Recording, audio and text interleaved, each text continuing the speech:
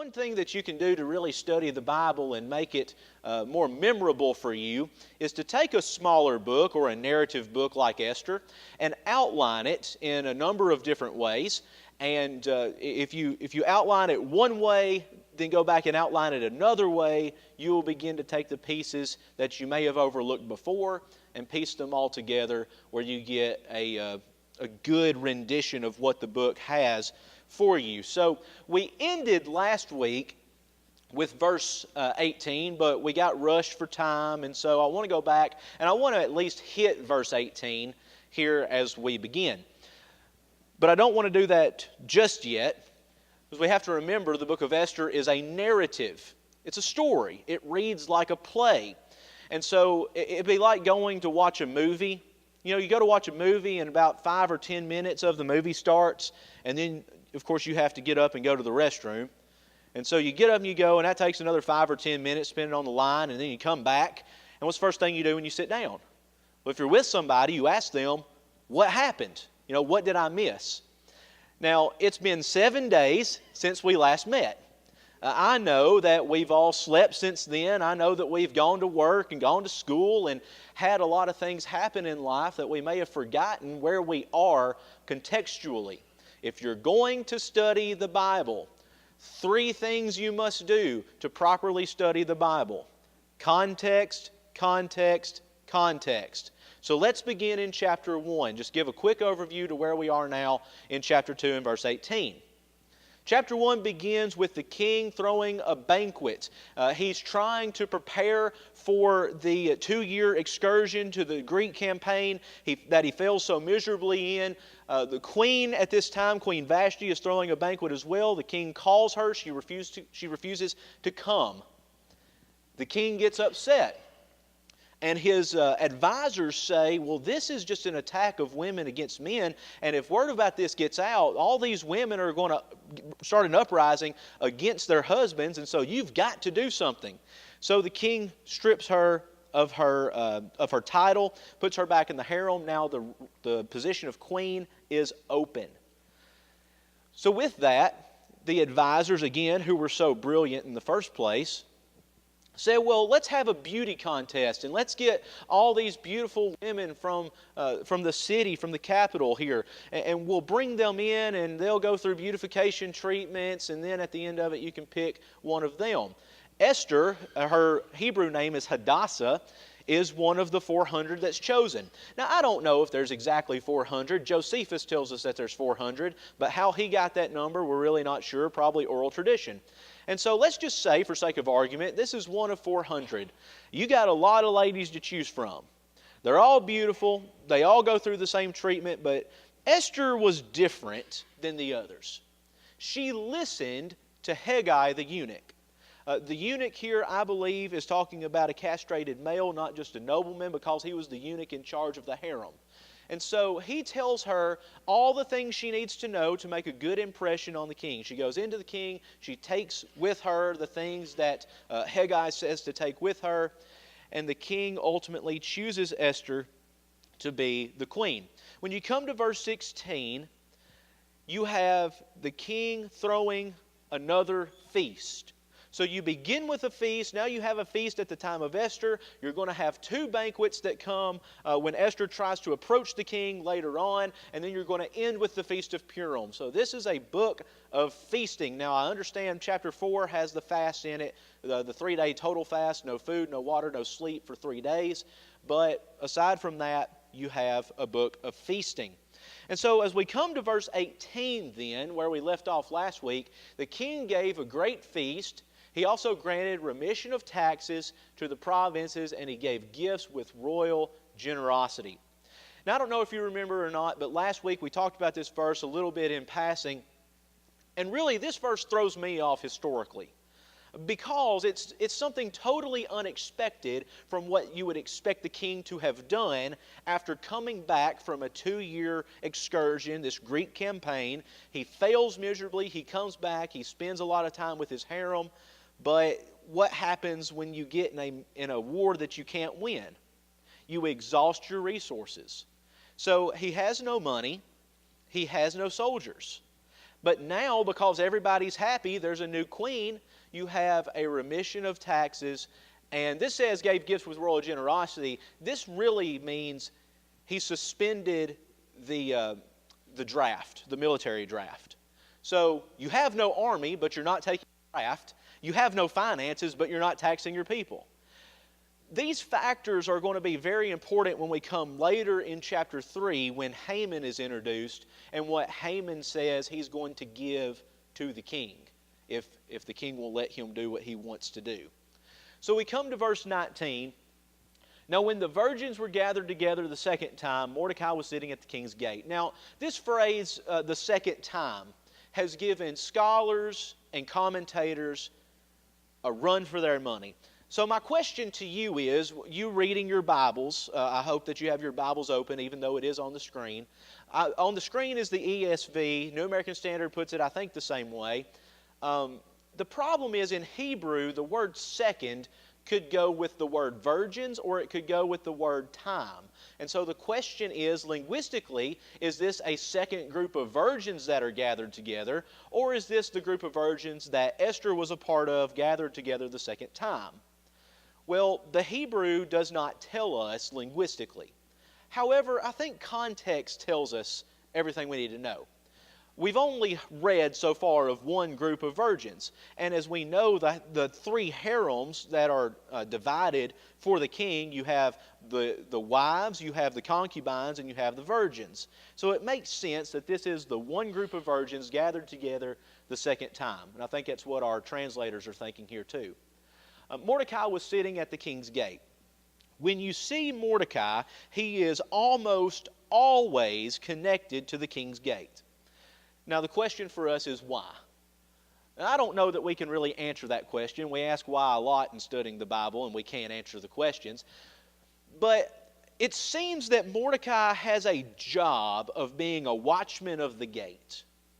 Maybe his role is to announce those who are coming in. Maybe he's a security guard trying to make sure that no one comes in who doesn't need to come in. There's some people who say that Mordecai was a beggar sitting at the gate. I don't think that's what's going on here, because Mordecai has contact with Esther later on, and a beggar would not be able to have contact with the queen. So I think here he's a royal official, though still a Jew, and a captive person, but he's a royal official of the gate. Esther had not made known her kindred or her people as Mordecai had commanded her, for Esther obeyed Mordecai just as when she was brought up by him. Now, it's my belief that the book of Esther could be better called the book of Mordecai. The book is about Mordecai. It shows his rise to power. It shows his prominence. He is the main character of almost every story that we see in the book of Esther. But since the book of Esther is called the book of Esther, and we think about Esther when we think about the main character of this story, verse 20, as short and seemingly insignificant as it is, gives us a great deal of information about the character of this young lady. I firmly believe that in our young ladies' classes, I'm talking like 12 years old to 16 or 18 years old, we need to be studying the book of Esther. Because I think when our young ladies hear passages like Ephesians chapter 5, which for a lot of our young ladies is the only verse that they know about marriage. Wives, submit to your husbands. Husbands, love your wives. They say, well, submit to your husbands. How dare you? When you look at Esther, Esther has a submissive spirit. But is she a weak woman? Not at all. Not at all. I would argue she is a very strong woman because she is a faithful woman. But look at what verse 20 has to say about her. She had not made known her kindred people as Mordecai had commanded her. Mordecai, her cousin, says, don't tell anybody who you are. Which tells me that there is not a physical difference or an easy physical difference between the Persians and the Jews. Okay, it's not like there are white people in power and black people are slaves, or black people in power and white people are slaves, or whatever. There's very little, if any, physical difference between the two. They can't tell just based off of sight. He says, don't tell anybody who you are. And then, for Esther obeyed Mordecai just as when she was brought up by him. So it's not just that she's obeying him now. She had obeyed him. She had been submissive to him her entire growing up life. Remember, she's an orphan girl. She's raised by her cousin Mordecai, and he took her as his own. Now, I cannot speak as a father, but the question comes up, why would Mordecai let someone that he thinks is his daughter, they have that relationship, why would he let her be taken? Remember, that's the word that's used. And again, I argued last week, I don't think forcibly. I think this was something that Esther could do on her own. But that she was taken to be part of this, let's say, 400 people.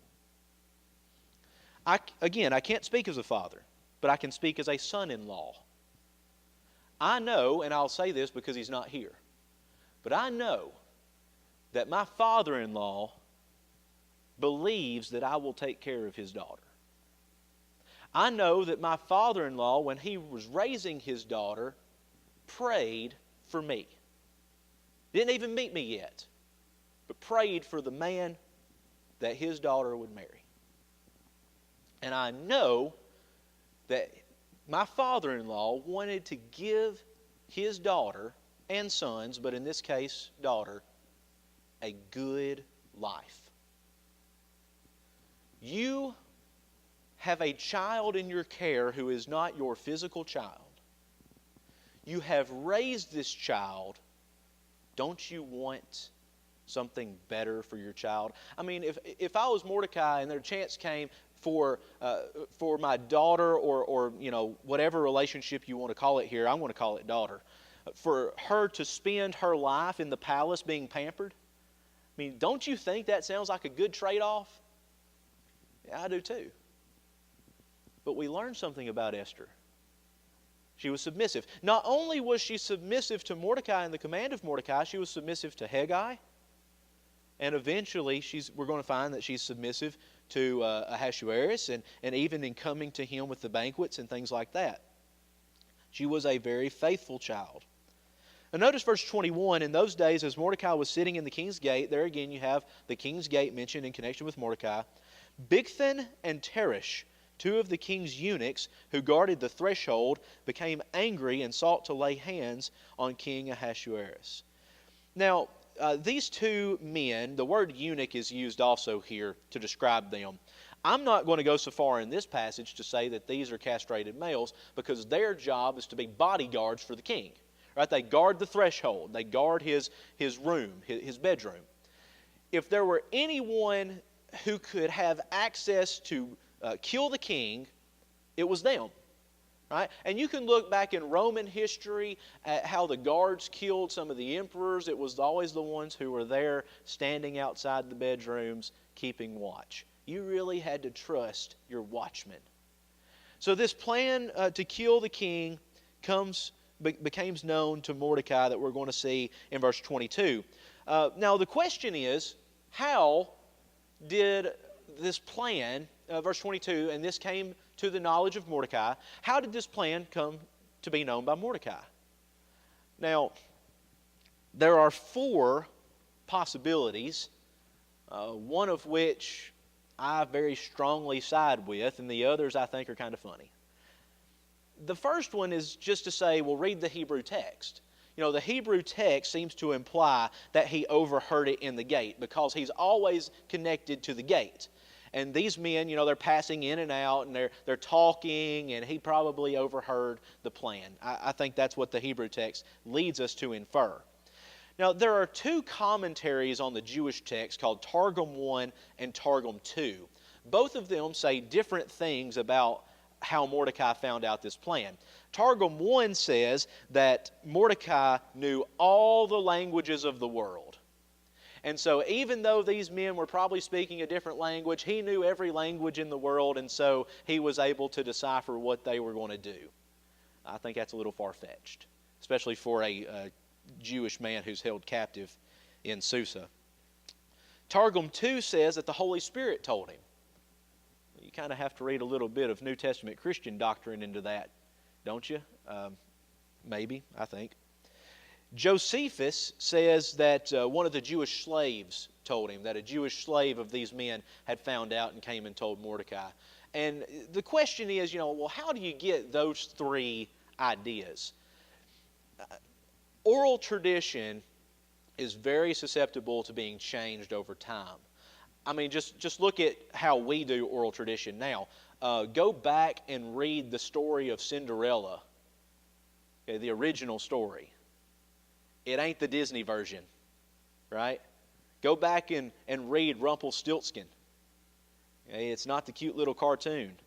Those are some gruesome stories. Pinocchio is a pretty gruesome story in the original. But over time, we've told the stories and we've kind of redacted them and edited them to fit what we need. And I think that's what's happening here with the Targums and with Josephus. Over time, some details may have been added. Really, the best thing for us to do is just to look at the text and what the text says, let the text say. And I think the text leads us to believe that somehow the connection of him being at the gate is what brought the knowledge. So he told it to Queen Esther. Now that tells us that Mordecai and Esther have some kind of unhinged, unbarriered communication, which I think shows that Mordecai was not considered a slave per se, that he had a true job at the gate. He wasn't a beggar, because people like that couldn't come in contact with the queen. Okay? So somehow they come in contact with each other. If I had to make a guess, I would say Esther probably walks down to the gate because Mordecai probably couldn't go to where Esther was. So some kind of unfiltered communication here is going on. And Esther told the king in the name of Mordecai. Now, my critical friends, my scholarly friends who don't believe the validity of the Bible like I do, love this verse. They love it. Because how is it that when Esther needs to approach the king later, she can't? She has to wait for just the right time, and she's got to throw the banquet, and she's got to do this, this, and this. But here, it's very rapid. Mordecai tells Esther, Esther tells the king. Now, my critical friends would say, well, that means that it's been redacted over time and that these are two different stories being meshed together and things like that. No. What's the emphasis of the story here? Remember, Esther is not the main character of the book of Esther. Who is? Mordecai. Who's the emphasis being placed on here? Not Esther. Mordecai. Mordecai was the one who found out about it. Later on, Mordecai is going to be the one who is rewarded for it. So I think here, stylistically, we're just talking about someone, the emphasis being placed on the right person. Verse 23, when the affair was investigated and found to be so, the men were hanged on the gallows. It was recorded in the Book of Chronicles in the presence of the king. The Book of Chronicles is not 1st and 2nd Chronicles. Okay, we're talking about the Chronicles of Media and Persia. We don't have access to those. Those are, I think those are long gone. You might do a Google search on that and make sure that I'm right. And if I'm wrong, well, I've only been wrong since the last time I was wrong. Now, I'm curious to see what your Bibles say. Does anyone's Bible say anything besides they were hanged on the gallows? Everybody's pretty well say that. Use the word gallows. Hang on tree, much better translation. Hanging on the gallows as we think of it, I grew up watching Fistful of Dollars and Good, Bad, and Ugly and John Wayne movies and things like that. And you think of these men being in a line and having the noose hung around their neck and the floor falling out, and they hanged it to death. And that's what we think when we read hung on the gallows. Only problem is the Persians didn't execute in that way. They took a wooden stake, made it sharp on the end, and impaled you and stuck it in the ground. That is where crucifixion gets its root. Now, I'm not saying that they were crucified, like Jesus was, with their arms stretched across on the cross, but it was a stake that was stuck in the ground and you were impaled. Okay, so a better translation would be that they were impaled on the stake, not hanged on the gallows. And when you come to Haman making this for Mordecai, but y'all have read the commentaries, I have too, you've seen the movies and all this stuff, and you've heard preachers talk about how the gallows were so high that if he hung by the neck, that the force of the drop would have caused his neck or his head to pop off. I mean, have y'all heard that? Okay, that's not what happened. Because the hanging by the rope was unheard of in Persia. No one did that. So it's historically inaccurate to read that into the text. Why our translators do that, I don't know. But they're impaled on the stake here. And it was recorded in the Book of Chronicles. Now this is going to be very important because later on, in chapter 4, I believe, the king is going to get drunk and he can't sleep, belly's hurting, and he's going to get up and he's going to call for the Book of Chronicles to come in so he can read it. You ever want to get put to sleep, read the Book of Chronicles. Okay? So he's going to call it in and he's going to read this passage. He's going to remember that his life was saved by Mordecai the Jew. Okay, let's get into chapter 3. We won't finish chapter 3, but we can at least get into it. After these things, King Ahasuerus promoted Haman the Agagite, the son of Hammedatha, and advanced him and set his throne above all the officials who were with him. And all the king's servants who were at the king's gate bowed down and paid homage to Haman, for the king had so commanded concerning him. But Mordecai did not bow down or pay homage. Then the king's servants who were at the king's gate said to Mordecai, "Why do you transgress the king's command?" Okay, so King Ahasuerus promotes Haman to this advanced place. He set his throne above all the officials. You remember Daniel and how Daniel and his 3 friends were promoted to that level in the Babylonian Empire, and they kept it later on throughout the empires. He was promoted to being second in the kingdom, Daniel was. You may think of Joseph. When Joseph was with Pharaoh, he was promoted to that level. Well, Haman had this level at this time. Okay? Now, notice where it says he is Haman the Agagite. I'll just give you the Cliff Notes version. We don't have a clue what that means. But it never stopped people from writing books about it. So I'll tell you what people say. Some commentators think that this is a relative of Agag. Now, you may be familiar with Agag, who is the king of the Amalekites. And the Amalekites in Israelite history, going back to the Exodus, are the mortal enemies of Israel. And some later Jewish commentators say that Haman, being an Agagite, means he is the descendant of Agag, and Mordecai being a Jew. So here this book is a literary example of the nation of Israel versus the Amalekites. Boy, you really have to read in the text to get that, don't you? At least I think so. And by the way, Haman as an Agagite, that means that he would be a foreigner. And if Haman is a foreigner, he would probably not have this position. Now, an argument can be made, well, Daniel was a foreigner and he had this position. That is true, but Daniel was brought in for the sole purpose of having that position. Remember the training that Daniel had to go through and learning the languages and memorizing the laws and all that. So I don't think that's what this is. I think this is a reference to a place, that this is where he's from. But that's just me.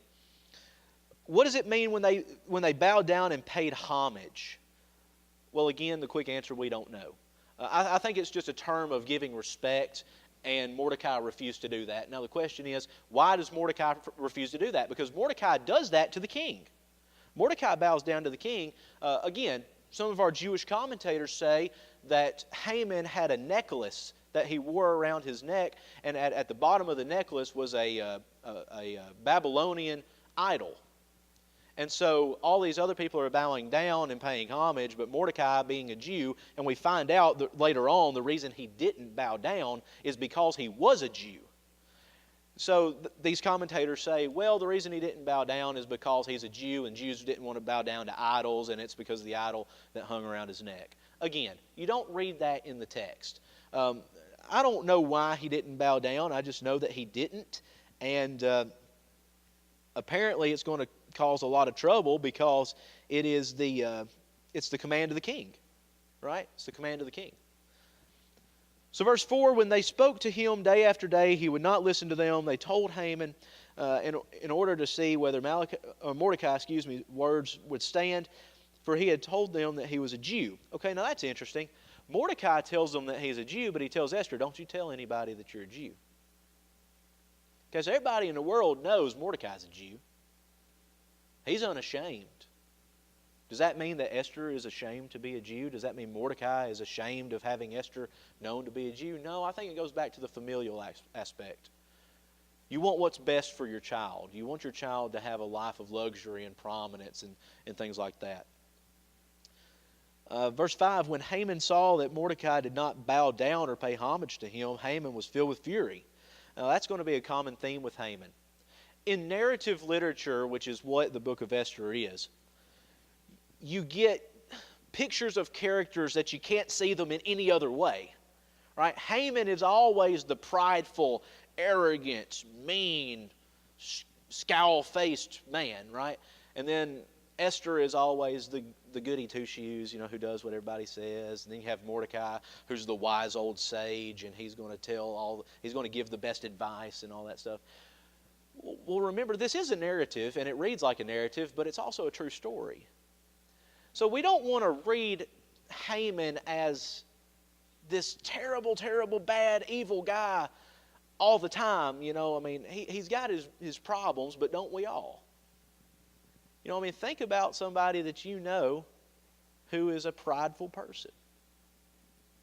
Well, they're not always just the worst. So that's the challenge of reading the Bible. Being objective, seeing people for people. But this is a theme with Haman. He disdained to lay hands on Mordecai alone. Now notice that phrase, lay hands on, is the same exact phrase that the two eunuchs were going to do to the king. They were going to lay hands on him. Well, what does that mean? That doesn't mean that they're just going to slap him around or that they're going to pat him on the back. No, they're going to kill him. Right? Well, Haman decides, I'm not going to kill Mordecai alone. So as they made known to him the people of Mordecai, Haman sought to destroy all the Jews, the people of Mordecai, throughout the whole kingdom of Ahasuerus. There's the conflict. Remember, in narratives are composed by plot, and plot thickens at the conflict. So in chapter 1, you have the conflict of Vashti not coming to the banquet. In chapter 2, you have the conflict of seeking and finding this next queen. In chapter 3, you have the conflict after conflict, really. You have the conflict of the king having the threat against him to be killed. And now you have the conflict of Mordecai not bowing down, not paying homage to Haman. So conflict after conflict. And Haman, this one instance, it seems, just was a straw that broke the camel's back. Well, I don't think this was just one instance. And if we're careful and we read the text, notice what verse 4 says. When they spoke to him day after day, he would not listen to them. If Mordecai is associated with the king's gate and Haman is a royal official, where do you think Haman is entering the palace? The king's gate. Day after day. That's his job. And so day after day, Mordecai doesn't bow. Which should be a great lesson for Christians today, that day after day we have to stand by our faith.